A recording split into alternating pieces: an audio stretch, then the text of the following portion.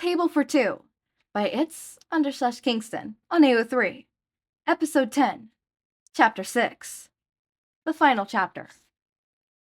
It was nearing 6 p.m. as Luz stood outside Ida's diner, bundled up tightly to fend off the cold. She pulled open the door and stepped inside. The familiar noise of the old bell welcomed her. Walking to her normal seat, she greeted Rain and Ida. "Hey, Luz. You're later than normal. Did work run late?" Rainey asked, briefly looking up from the notes on their clipboard. "I didn't have work today. There was a health check." Luz said back. "I came by to see Amity." Rainey smiled. "You two have been really close lately," they teased, causing Luz to groan in mock annoyance. "We aren't together, if that's what you mean," Luz said. She heard an overly exaggerated gasp and turned to see Amity stepping out of the kitchen. "We're not?" Amity said, grinning as she spoke. "Nope," Luz said, walking out and gesturing for Amity to follow. "But that's what I wanted to talk to you about." Amity followed Luz out of the diner. They stopped on the sidewalk. "It's pretty cold out here. You want to talk in the car?" Amity asked, pointing to her car parked a few feet away. Amity nodded, and they both got in.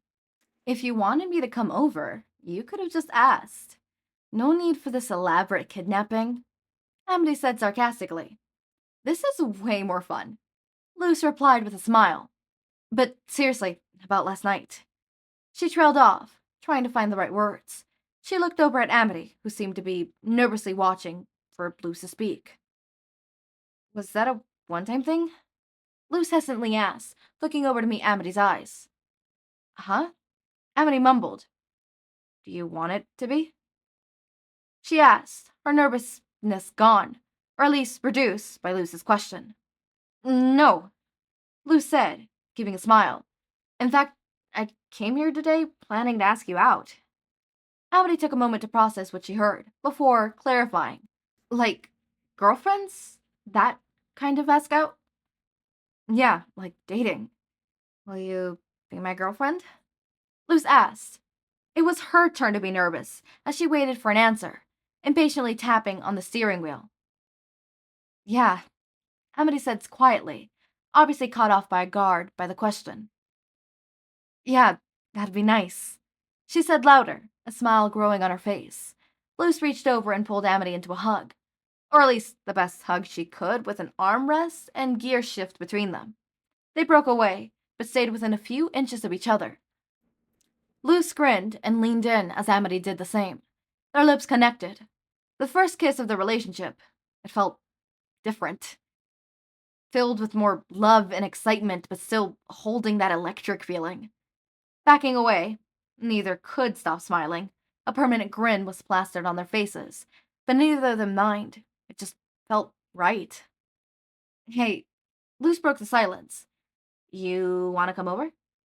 she asked, reaching for a bag in the back seat. She held out a movie with a large, red 3 in the corner. "They made a third one?" Amity laughed, looking at the cover. "I think it's a buff guy backstory," Luz answered, laughing alongside Amity. "I can just drive us to my apartment," Luz suggested. "How will I get back to my place? Or to work?" Amity asked, still admiring the poorly made cover art. "You can stay at my place for the night, and I'll drop you off at Ida's on my way to work," Luz explained. She had definitely planned this. Now that was smooth, Amity said, buckling her seatbelts. Luz did the same and began driving, talking to Amity the entire way back to her apartment. A year later.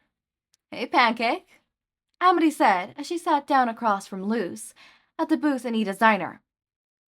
"Why'd you want to meet here? I'm here 8 hours a day, and I'm not intending to make it 12, Amity said sarcastically, stopping when she saw how nervous Luz was. "Hey," Amity reached across the table and put her hands on Luz's. "You know I'm messing with you, right? I don't care that it's here. I like being with you either way." Her tone was low and reassuring, causing Luz to smile. "I know that's not what I was thinking about," Amity said before adding. "But thanks. I like being with you too. Which is why. She stood up and stepped out of the booth, turning to Amity. Reaching into her pocket, she grabbed a small black box and took a knee on the floor. You'd make me the luckiest person in the world if you'd marry me? Luz said, nervously smiling, as she looked at her girlfriend for an answer. Yeah, of course, pancakes. Amity said, jumping up to hug Luz. She lifted Luz off the ground and spun her in circles before putting her back down. Of course, she murmured again, smiling widely as she stood there hugging Luz. 2 months later. Driving a moving truck is pretty easy, actually. Amity bragged as she pointed to a large truck that was parked outside of Luz's apartment. The hard part is getting all your stuff in it. Tell me about it, Luz groaned, opening the door to reveal the living room packed full of boxes. Let's get started. Maybe we could finish by next year, she said, picking up a box and carrying it to the stairs. Oh, wait, we could put a punch in the elevator and send it down, Amity explained, gesturing to the rush-seat elevator. That thing creaks when the wind blows. I'm not sure I've ever seen it make a trip, Luz said back, shaking her head. She went back down the stairs and put the box in the back of the truck. Luz came back for the stairs. For someone so eager to brag about driving a big truck, you sure didn't park straight, she said, playfully nudging Amity. Luz, babe, I'm not straight.